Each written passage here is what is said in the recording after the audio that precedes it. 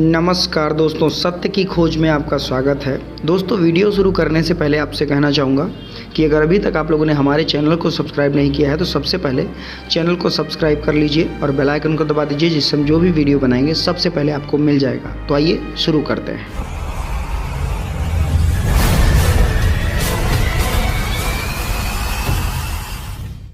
दोस्तों, पिछली वीडियो में मैंने आपको बताया था कि किस प्रकार से यहाँ पर लोगों ने मनुस्मृति के अंदर जो हमारे समाज के खिलाफ जहर घोला है उसके बारे में मैंने आपको बताया था।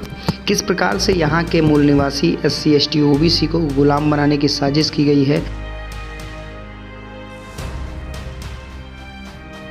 उस मनुस्मृति के अंदर लिखा हुआ है कि किस प्रकार से समाज को गुलाम बनाया जाए, समाज के लोगों को नीचा दिखाया जाए और किस प्रकार से उनके मान सम्मान, शिक्षा और उनका रहन सहन, अच्छा रहन सहन छीन लिया जाए। तो आज आप लोगों को कुछ ऐसा ही श्लोक और बताऊंगा और समझिएगा किस प्रकार से उसमें आपको नीचा दिखाने की कोशिश की गई है और यहाँ के SC ST OBC और माइनॉरिटी और यहाँ की महिलाओं यानी यहाँ के मूल निवासियों को किस प्रकार से नीचा दिखाने की बात कही जा रही है।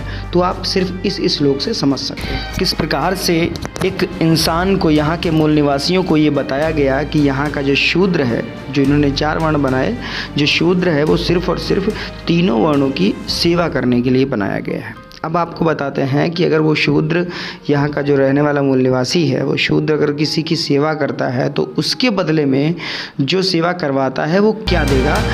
अध्याय नंबर 10 श्लोक नंबर 125। उस शूद्र को झूठा अन्न, पुराना वस्त्र, सारहीन अन्न, पुराना ओढ़ना और पुराना बिछौना देना चाहिए। अब आप समझिएगा कि किस प्रकार से यहाँ के मूल निवासी जो लोग हैं उनका मान सम्मान मारने की बात कही जा रही है और किस प्रकार से उनको नीचा दिखाने की बात कही जा रही है। तो आपको समझना है, आपको विचार करना है।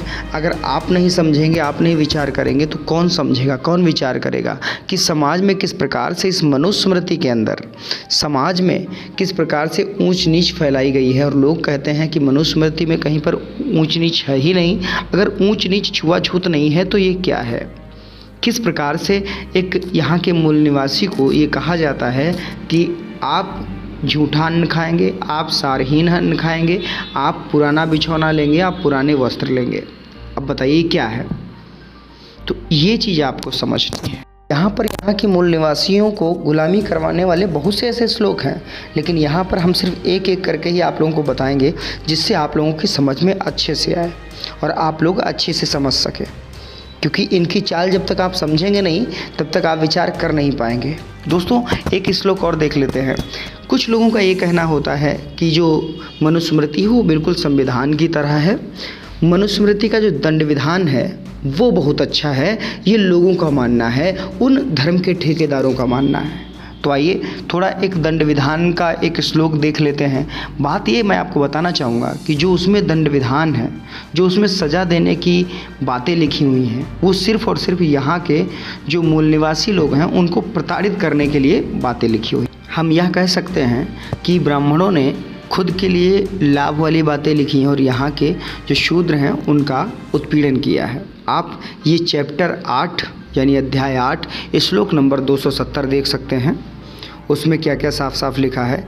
यदि शूद्र ब्राह्मण, क्षत्रिय, वैश्य को पापी आदि क्रूर वचन कहे तो उसे जिह्वा छेदन का दंड देना चाहिए, क्योंकि उसकी उत्पत्ति जघन्य स्थान से हुई है।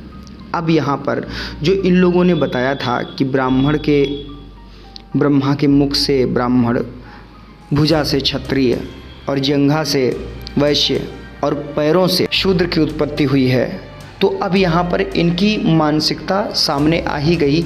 उन्होंने साफ कह ही दिया कि जो शूद्र जघन्य स्थान से पैदा हुआ है, क्योंकि इन शूद्रों की उत्पत्ति जघन्य स्थान से हुई है, तो इनको सज़ा जिह्वा छेदन की देनी चाहिए। सिर्फ इतना कहने पर कि अगर ये ब्राह्मण, क्षत्रिय, वैश्य को सिर्फ पापी कह दे, इतनी सी बात पर अब आप समझ सकते हैं कि ये किस प्रकार से यहाँ पर कहा गया है और सज़ा दी गई है। और इससे पहले मैंने जो पहला वाला वीडियो बनाया था इसी पे, जो लिंक डिस्क्रिप्शन में है, उसमें मैंने साफ साफ ये भी बताया था कि अगर ब्राह्मण यही काम कर दे, अगर किसी को गलत बोल दे, किसी को कुछ भी कह दे, तो उसके लिए कोई सज़ा नहीं है। उसके लिए कोई सज़ा नहीं, थोड़ा सा जुर्माना है वो दे देगा, बस काम हो जाएगा उसका। इस प्रकार से यहाँ के मूल निवासियों को नीचा दिखाने की कोशिश की जा रही है, ये आपको समझना पड़ेगा। दोस्तों, दी हुई जानकारी अगर अच्छी लगी हो तो वीडियो को लाइक कर दीजिएगा, वीडियो को शेयर जरूर करिएगा और ऐसे तो नहीं जाने दूंगा, कमेंट करके ज़रूर बताइएगा वीडियो कैसा लगा। मिलते हैं अगले वीडियो में, तब तक के लिए नमस्कार।